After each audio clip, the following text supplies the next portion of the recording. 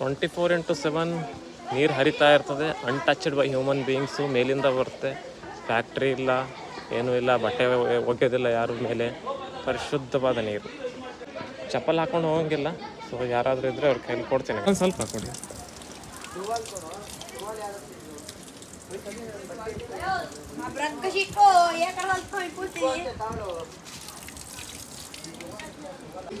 ಸುತ್ತಮುತ್ತ ವಾತಾವರಣ ನೋಡಿ ಅದ್ಭುತವಾಗಿದೆ.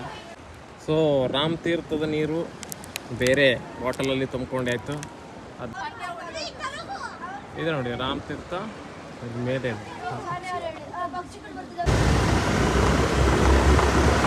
ಗೋಕರ್ಣವನ್ನು ನಾನು ಸೌತ್ ಇಂಡಿಯಾದ ಕಾಶಿ ಅಂತ ಹೇಳ್ಬೋದು ಮಿತ್ರ. ತುಂಬ ಸಾಮ್ಯತೆಗಳಿದ್ದಾವೆ. ಅದು ಕೂಡ one of the oldest city. 3,000 to 5,000 ಇರುತ್ತೆ. ಇದು ಕೂಡ ವೆರಿ ಓಲ್ಡ್. 3,000 to 4,000 2,000 ಅಂತೂ ಮಿನಿಮಮ್ ಇದೆ ಅಂತ ನನ್ನ ಅನಿಸಿಕೆ. ಅಲ್ಲಿಯೂ ಕೂಡ ಶಿವ, ಇಲ್ಲೂ ಕೂಡ ಶಿವ ಲಿಂಗ. ಅಲ್ಲಿಯೂ ಕೂಡ ಏನು ದಾರಿ ಓಣಿಗಳಿದ್ದಾವೆ. ಬೈ ಕಾರ್ ಹೋಗಲ್ಲ, ಏನೂ ಹೋಗಲ್ಲ. ಓನ್ಲಿ 2 ವೀಲರು ಒಬ್ಬ ಮನುಷ್ಯ ನಡ್ಕೊತ ತಿರುಗಾಡ್ಬೋದು. ಇಲ್ಲೂ ಕೂಡ ದೇವಸ್ಥಾನದ ಅಕ್ಕಪಕ್ಕ ಇರುವಂಥ ಓಣಿಗಳಲ್ಲಿ ಕಾರ್ ಒಳಗಡೆ ಹೋಗೋದಿಲ್ಲ. ವಾರಣಾಸಿ ಕಾಶಿಯಲ್ಲಿಯೂ ಕೂಡ ಒಳಗಡೆ ಯಾರಾದರೂ ಒಬ್ಬರು ಮನೆ ಕಟ್ಟಬೇಕು ಅಂದರೆ ಇವತ್ತಿಗೂ ಕೂಡ ಕತ್ತೆ ಕುದುರೆ ಮೇಲೆ ಉಸುಕು ಇಟ್ಟಂಗಿಗಳೆಲ್ಲ ಸಾಗಿಸ್ತಾರೆ ಮಿತ್ರ. ಸೊ ಅದು ಪರಿಸ್ಥಿತಿ ಇಲ್ಲೂ ಕೂಡ ಇದೆ. ಸೊ ಓಲ್ಡೆಸ್ಟ್ ಸಿಟೀಸ್ 3,000 5,000 ಹಿಂದೆ ಒಂದು ಕಾರು, ಬಸ್ಸು, 4 ವೀಲರಿನ ಕಲ್ಪನೆ ಕೂಡ ಇರಲಿಲ್ಲ ಆ ಕಾಲಕ್ಕೆ. ಸೊ ಆ ಕಾಲದಲ್ಲಿ ಹುಟ್ಕೊಂಡಿರುವಂಥ ನಗರಗಳಿವು. ಪ್ರೀ ಪ್ಲ್ಯಾನ್ಡ್ ಇರೋದಿಲ್ಲ. ಇದು ಓಮ್ ಬೀಚ್ಗೆ ಹೋಗುವಂಥ ರೋಡು. ಓಮ್ ಬೀಚಿಂದ ನಾವು ಟ್ರೆಕ್ಕಿಂಗ್ ಹೋಗ್ತಾ ಇದ್ದೀವಿ. ಟ್ರೆಕ್ಕಿಂಗ್ 4 ಕಿಲೋಮೀಟರ್ ಅಂತೆ. ಬೀಚಿಗೆ ಹೋಗುವ ದಾರಿ ವೆಲ್ಕಮ್ ನೋಟಿಂದ ಶುರು ಆಗಿದೆ. ಇದು ನೋಡಿ ವೆಲ್ಕಮ್ ನೋಟ್. ಸೊ ಇದು ಓಮ್ ಬೀಚು. ಸೊ ಸದ್ಯಕ್ಕೆ ನನ್ನ ಹತ್ರ ರಾಮ್ ತೀರ್ಥದ ನೀರು, ಒಂದು ORS ಪ್ಯಾಕೆಟ್ ಇದೆ, ಸನ್ ಗ್ಲಾಸ್ ಇದೆ, ಕ್ಯಾಪ್ ಇದೆ, ಮೊಬೈಲ್ ಚಾರ್ಜರ್ ಬಿಟ್ಟರೆ ಮತ್ತು ಬೇರೆ ಏನಿಲ್ಲ. ಬಟ್ ನೆನ್ಪಿಟ್ಕೊಳ್ಳಿ, ಎಲ್ಲೇ ಟ್ರೆಕ್ಕಿಂಗ್ ಹೋಗ್ಬೇಕಂದ್ರೂ ಕೂಡ ಆ ಜಾಗದ ಬಗ್ಗೆ ಡೀಪ್ ಸ್ಟಡಿ ಮಾಡ್ದೇನೆ, ನಾಲೆಜ್ ಇಲ್ಲದೇ ಎಲ್ಲೂ ಕೂಡ ಹೋಗೋಕ್ಕೆ ಹೋಗಬೇಡಿ. ಮತ್ತು ಜೊತೆಯಲ್ಲಿ ಯಾರ್ದಾದ್ರೂ ಜೊತೆಯಲ್ಲಿದ್ದರೆ ಹೋಗೋದು ಒಳ್ಳೆಯದು.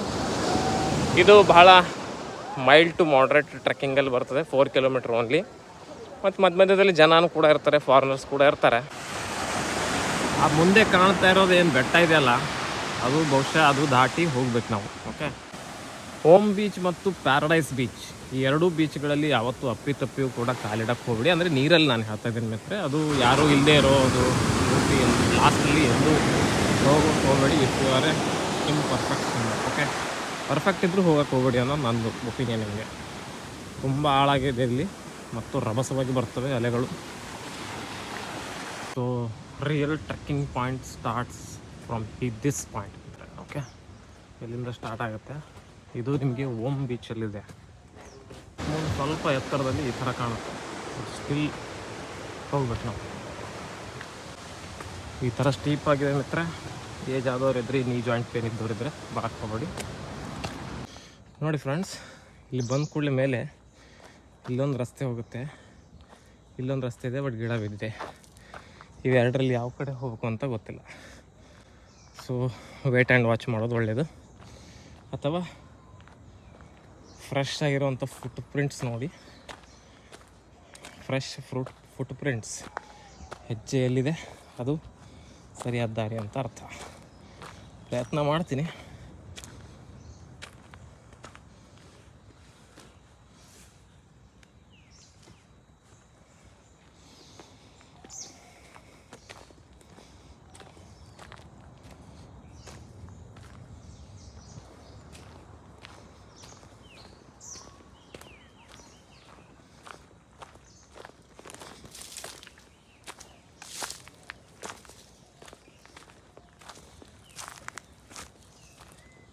ಇಲ್ಲಿ ಯಾವುದೋ ಫ್ರೆಶ್ ಫುಟ್ ಪ್ರಿಂಟ್ಸ್ ಕಾಣ್ತಾ ಇಲ್ಲ, ಆ ಕಡೆ ಕಾಣಿಸ್ತಾ ಇದೆ. ಸೊ ಯಾರಾದರೂ ಇಲ್ಲಿ ಬರೋವರೆಗೂ ವೇಟ್ ಮಾಡ್ತಾ ಕೂತ್ಕೋಬೇಕು. ಮತ್ತು ಅವರು ಯಾವಾಗ ಬರ್ತಾರೆ ಅಂತ ಗೊತ್ತಿಲ್ಲ. ಸೊ ರಿಸ್ಕ್ ತೊಗೊಂಡು ಹೋಗಬೇಕಾಗುತ್ತೆ ಮಿತ್ರ. ಓಕೆ, ಇದೇ ಕರೆಕ್ಟ್ ರೂಟ್ ಅಂದರೆ ಅಲ್ಲ.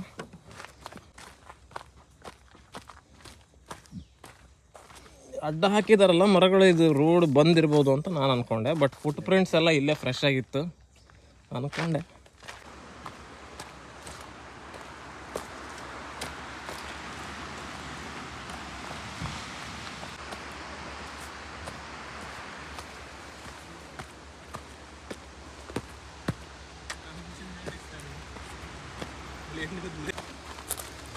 ಟಫ್ ಇದೆಯಾ?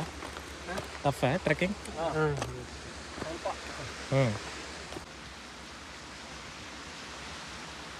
ಈ ರೀತಿಯಾಗಿ ಕಾಣುತ್ತೆ ಮೇಲಿಂದ ಟ್ರೆಕ್ ಮಾಡಿ ಹೋಗುವಾಗ. ನೀರೇ ನೀರು, ಎಲ್ಲಿ ನೋಡ್ತೀರ ನೀರು.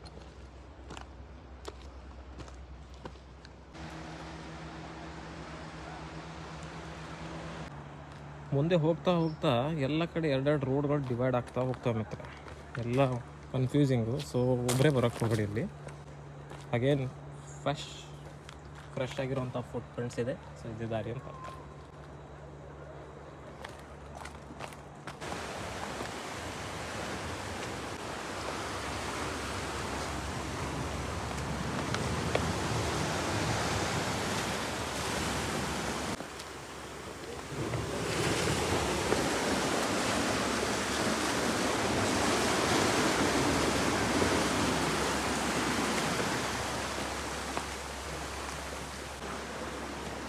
ಅದ್ಭುತವಾಗಿದೆ ಪ್ಲೇಸ್ ಮಿತ್ರ.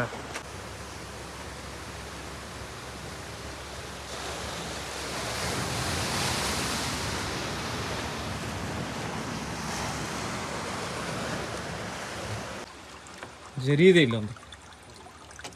ಸ್ವೀಟ್ ವಾಟರ್ ಇರ್ಬೋದು. ಅದೇ ಹೋಗಿ ಸಮುದ್ರಕ್ಕೆ ಸೇರೋದು.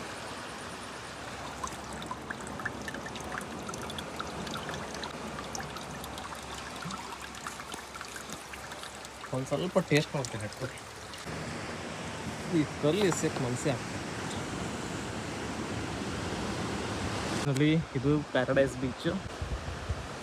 4 ಕಿಲೋಮೀಟರ್ ಆಗಿಲ್ಲ, ಹಾರ್ಡ್ಲಿ 2-2.5 ಕಿಲೋಮೀಟರ್ ಆಗಿರಬಹುದು. ಇಲ್ಲೂ 700 ಗಾಡಿಗಳಿದ್ದಾವೆ.